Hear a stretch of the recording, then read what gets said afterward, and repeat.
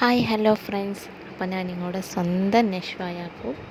ഞാൻ നിങ്ങളുടെ മുന്നിൽ നമ്മുടെ സ്വന്തം സാന്ത്വനം സീരിയലത്തിൻ്റെ വിശേഷങ്ങളുമായിട്ട് വന്നിരിക്കുകയാണ്. അതിന് മുമ്പ് എൻ്റെ ഈ കൊച്ചു ചാനൽ സപ്പോർട്ട് ചെയ്യാൻ മറക്കല്ലേ. എന്തോ ആപത്ത് സംഭവിക്കാൻ പോകുന്നു എന്ന സൂചന നൽകിയാണ് കഴിഞ്ഞ ആഴ്ച സാന്ത്വനം സീരിയൽ അവസാനിപ്പിച്ചത്. ശിവനോ കണ്ണനോ ബാലനോ എന്തോ സംഭവിക്കാൻ പോവുകയായിരിക്കുമെന്ന് കരുതി. എന്നാൽ അവരാരും അല്ല. എല്ലാത്തിൻ്റെയും അടിസ്ഥാനപരമായ കൃഷ്ണ സ്റ്റോഴ്സ് തന്നെ നശിപ്പിക്കാനാണ് തമ്പിയുടെ പ്ലാൻ. ശിവൻ്റെ കട പൂട്ടിച്ചു. ഹരിക്ക് വരുമാനമില്ല. കൃഷ്ണ സ്റ്റോറും കത്തി നശിച്ചാൽ പിന്നെ സാന്ത്വനത്തിലുള്ളവർക്ക് ഒരു വരുമാനവും ഇല്ലാതെയാവും. അത് നശിപ്പിച്ചാലാണ് എല്ലാവരും തളരുക എന്ന് തമ്പിക്കറിയാം. ഇതിനുള്ള ഒരുക്കങ്ങളാണ് തമ്പി ഇപ്പോൾ നീക്കുന്നത്. പ്രശ്നങ്ങൾ എല്ലാം ഒരുവിധം അവസാനിപ്പിച്ചു. അപ്പുവിനോട് കാര്യങ്ങൾ എല്ലാം പറഞ്ഞ് ബോധ്യപ്പെടുത്താൻ ശ്രമിച്ച് ഭാനുവും ദേവിയും അകത്തും നിന്ന് സംസാരിക്കുന്നത് വരെ ആയിരുന്നല്ലോ എപ്പിസോഡിൽ അവസാനിച്ചത്. ശിവൻ്റെ കടയിൽ ഞാൻ പോയിരുന്നു എന്നും ആ കടയ്ക്ക് മനസ്സുകൊണ്ട് എന്നും കൂടെ ഞാൻ ഉണ്ടായിരുന്നു എന്നുമൊക്കെ ബാലൻ പറയുന്നു.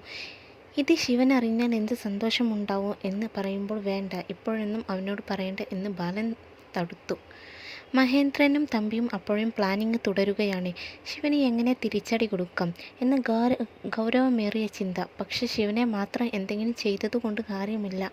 ആ തറവാട് തന്നെ അടപടലം ഇളക്കാൻ ഒരു വഴിയേയുള്ളൂ. അവരുടെയൊക്കെ ആണിവേരായ കൃഷ്ണ സ്റ്റോഴ്സ് കത്തി നശിപ്പിക്കണം. ഇന്ന് രാത്രി തന്നെ കത്തിച്ച് ചാമ്പലാക്കണം. ഷോർട്ട് സർക്യൂട്ട് ആണ് തോന്നിപ്പിക്കും വിധം അത് സംഭവിച്ചാൽ നമ്മളെ ആര് സംശയിക്കാനാണെന്ന് തമ്പിയുടെ ചോദ്യം.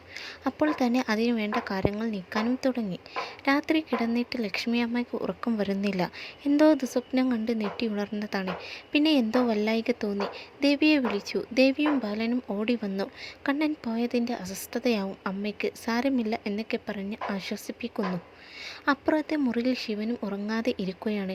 കട പൂട്ടിച്ചത് ഞാനാണ്, ബാലനെ ഞാൻ തോട്ടപ്പണി എടുപ്പിക്കും എന്നൊക്കെ തമ്പി പറഞ്ഞ ഡയലോഗാണ് അപ്പോഴും മനസ്സിൽ. ഉറക്കത്തിൽ ശിവനെ തപ്പിയെ ഇപ്പോൾ കണ്ടില്ല. അപ്പോൾ അഞ്ജുവും ഉണർന്നു. അടുത്ത ലോൺ അടക്കാൻ സമയമായി. കട 3-4 ദിവസം കൊണ്ട് ഏട്ടൻ തുറന്നു തരാം എന്ന് പറഞ്ഞെങ്കിലും എപ്പോൾ പറ്റും എന്നറിയില്ല. ഇപ്പോഴാണെങ്കിൽ കണ്ണൻ പഠിക്കാനും പോയി.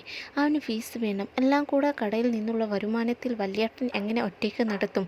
എന്തെങ്കിലും സഹായിക്കാം എന്ന് വെച്ചപ്പോൾ വല്യേട്ടനെ തന്നെ ബുദ്ധിമുട്ടിക്കുന്ന തരത്തിലായി തൻ്റെ കാര്യം എന്നൊക്കെ പറഞ്ഞുകൊണ്ടിരിക്കുകയാണ് ശിവൻ. എന്തൊക്കെയോ പറഞ്ഞ് ശിവനെ ആശ്വസിപ്പിക്കാൻ അഞ്ജുവും ശ്രമിക്കുന്നുണ്ട്. രാത്രി തീരെ ഉറക്കം വരാത്തതുകൊണ്ടാവും ബാലൻ നേരത്തെ ഉണർന്നു. ദേവി വന്ന് നോക്കുമ്പോൾ തിരക്കിട്ട് കടയിലേക്ക് പോകാൻ നിൽക്കുകയായിരുന്നു. ഒരു ഡെലിവറി ഉണ്ട്, കൊണ്ടുകൊടുത്തിട്ട് വരാം എന്ന് പറഞ്ഞു. ശത്രുവിനെ വിളിച്ചിട്ട് കിട്ടുന്നുമില്ല. എങ്കിൽ ഞാൻ ചായ എടുക്കാം എന്ന് പറഞ്ഞ് ദേവി അങ്ങ് പോയി.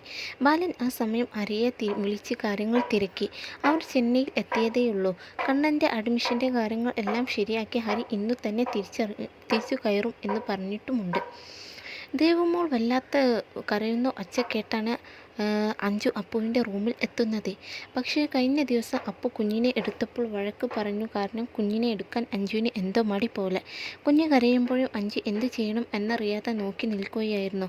അത് കണ്ടുകൊണ്ടാണ് ദേവി അടുക്കളയിൽ നിന്നും വരുന്നത്. വേഗം കുഞ്ഞിനെ എടുത്ത് കരച്ചിൽ മാറ്റി. കാര്യം അഞ്ജുവിനോട് ചോദിക്കുമ്പോഴും അപ്പവും എത്തി.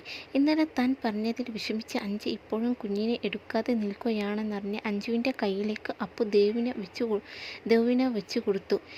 ഇതുവരെയുമാണ് ഇന്ന് നമ്മുടെ സാന്ത്വനം സീരിയലത്തിൻ്റെ എപ്പിസോഡ്. എൻ്റെ ഈ കൊച്ചു ചാനൽ ഇഷ്ടപ്പെട്ടാൽ ഫോളോ ചെയ്യാനും സബ്സ്ക്രൈബ് ചെയ്യാനും മറന്നു പോവല്ലേ. ബൈ.